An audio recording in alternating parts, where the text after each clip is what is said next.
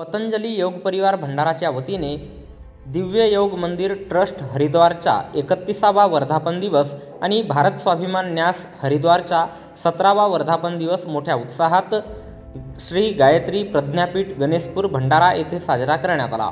कार्यक्रम पतंजली मेगा स्टोरचे संचालक आणि गायत्री परिवार समन्वयक मुकुंदराव भैरम यांच्या अध्यक्षतेखाली पतंजली योग समिती भंडारा जिल्हा प्रभारी रत्नाकर तिडके, सहप्रभारी भोजराम झंजाळ यांच्या उपस्थितीत योग, प्राणायाम, ध्यान, सत्संग तसेच हवन यज्ञ करून साजरा करण्यात आला।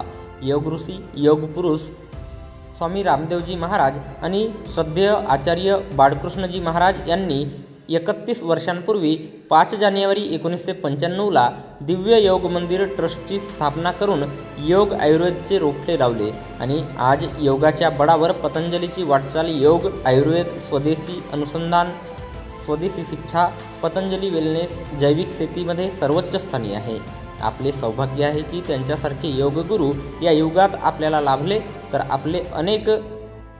तर आपले पण कर्तव्य आहे की त्यांचे प्रत्येक विचार आणि कार्य जनमानसात रुजवण्यासाठी प्रयत्न करावे, असे विचार डॉक्टर रमेश खोब्रागडे यांनी आभासी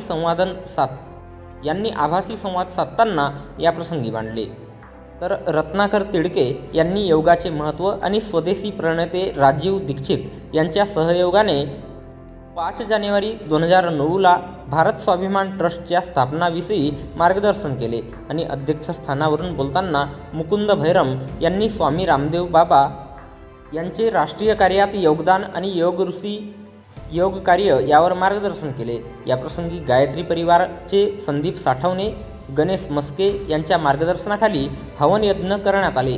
राष्ट्रीय वैदिक प्रार्थनाचे स्तवन व प्रसाद वितरण करून समारोहाचे समापन करण्यात आले।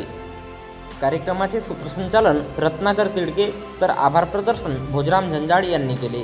कार्यक्रमास अविनाश तिडके, मनीषा टिचकुले, नरेंद्र साखरकर, चंद्रशेखर बेले, मीरा साखरकर, आशा शर्मा, सुरेखा खाटीक, मंदा सांगोडे, सिंधू बडवाईक, रचिता पाटील, रागिनी साठवणे, जितेश वैद्य, श्रेयस मस्के, केवड कोचे, जी जे देसकर, रंजना सेंद्रे, प्रितेश गायधने यांचे सहकार्य लाभले।